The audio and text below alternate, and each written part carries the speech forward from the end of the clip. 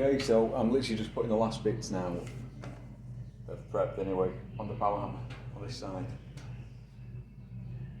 I can't film at this side unfortunately because it's so bright. If I bring the camera around, it just, the exposure is a blind, you won't see anything. I'll show you what I mean anyway.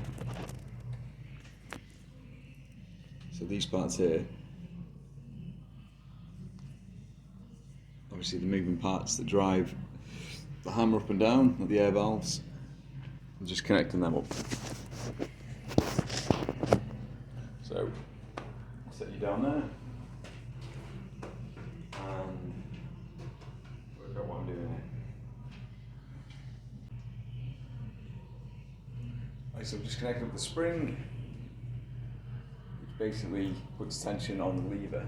So as you operate, you thought it pulls it back. We have a longer bolt. I'll go with that one. Sorry guys, not very exciting for you down there. Let's see if I can change them. 1 second, let's see if we can change. Alright, it's a bit better. Right guys, so I'm going to talk over this bit because obviously the radio's on in the background and I'm not sure the deal with copyright and all that kind of stuff, so all I'm doing here is connecting all the clevis pins to put all the levers together, linkages sorry, which drive the foot pedal really. So the foot pedal obviously connects on these, and then you have a spring that's dangling down there, you can see, which basically puts tension on the bottom end. So as you lift the pedal, it wants to fight and pull back. And this obviously just ties everything together on both of the air valves so they work in unison. You can just see me sort of looking around here now. So that's all I'm doing here anyway. Obviously I'm explaining it, but with the radio going on in the background, I can't have that playing, sorry. So that's just clearing things up anyway. Is that better? It's better, I think, isn't it? Maybe.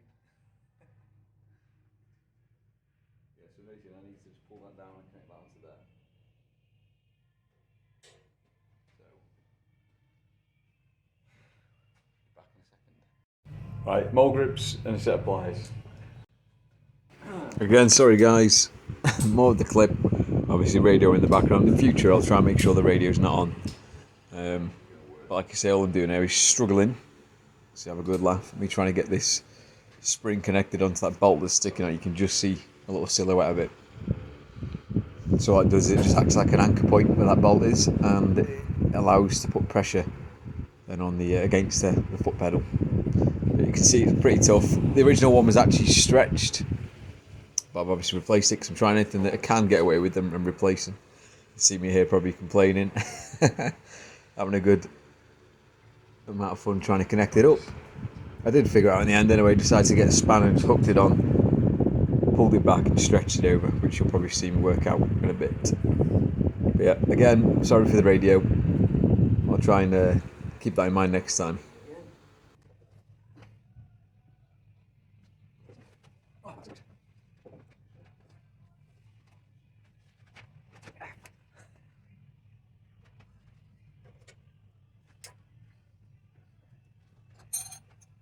Here you can see I've got the brainwave of using a spanner to hook it over, and that seemed to work quite well. So yeah, ready for the next part of the job. Okay, so we've got the levers back on. So that's now functioning. Spring probably needs, well, stretching maybe. They're both tied together now. That's opening and closing the airways inside there, which obviously drives the hammer. Last few things I've got left now for it are I'm going to just stick a bit of paint on the assembly down here, because obviously that's going to be exposed on the back. It's purely aesthetic, so it's not functional.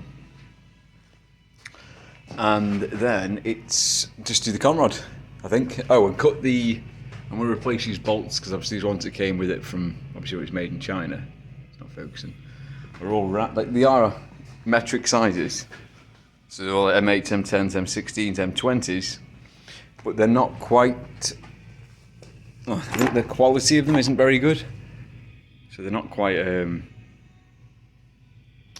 when I replace them to, because these are just 4.8s, they're no good really. I want at least 8.8, so it's 10.9s. So I've had to send the tap through with all the ones that are replaced. So all these, like obviously which you saw in the previous videos. So that's the next job, to order a threaded bar and cut them down, because they are just obviously fully threaded. Come on, focus, you bugger. Come on. There we go. These are fully threaded all the way through. So I'll wind these out, and I could put that on, could put a couple of bolt nuts together, lock them off and wind them out. I might do that. And then it's a case of putting on the assembly on the back, the conrod back in, getting that milled, getting Sam give us a hand with that, and it's good to go. Other than obviously, I'm sure we'll find loads of issues with the hammers. So yeah, either way, it's coming together. It's so close to being finished now. And then I just need to get 3-phase put in here, which is just a case of running it round. And then I've got the Powerhammer running, which is exciting. Right guys, so I'll set up now. I'll probably wind them ones out the top. I'll get some footage of that. You can't really see what I'm doing there, guys. Right there. So basically, I'm just winding them, because these are just the threaded bar in, you see. Winding that down, using them to lock each other off, and then winding it out.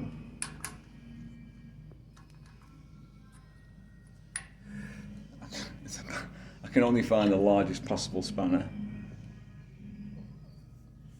Bloody overkill. There you go. So now that's locked together. I can wind the other bloody thing out.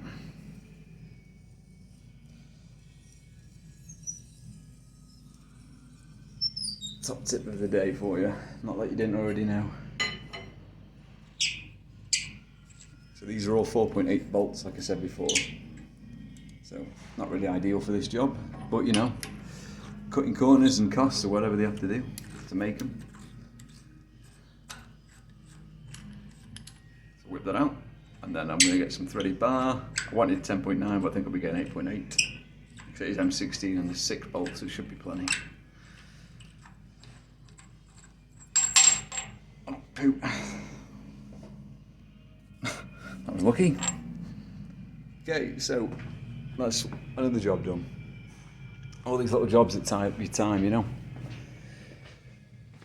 But to be fair, I ain't going to be forging today in this heat. I'm not kidding anybody. Right guys, see what else we got job-wise, so I'll come back to you in a minute. Right, so it's going to be a pretty short video to be fair, guys. All I've got left really, like I said, is the paint on that, which I said before. The conrod. I'll go pick up some bolts now, or threaded bar to cut down make them anchors for the top plate. I'll just obviously move that, so that now operates the foot pedal as well.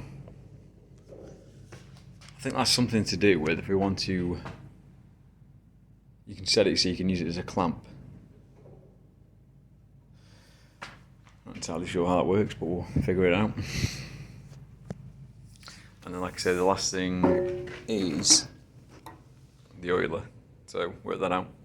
So I'll pick something up for that as well. I don't know whether to go with the CNC style oilers that was recommended by John, or just to get a drip feed, just have it coming obviously from here, have a large drip feed vessel here which will just feed into the hammer, pump around there,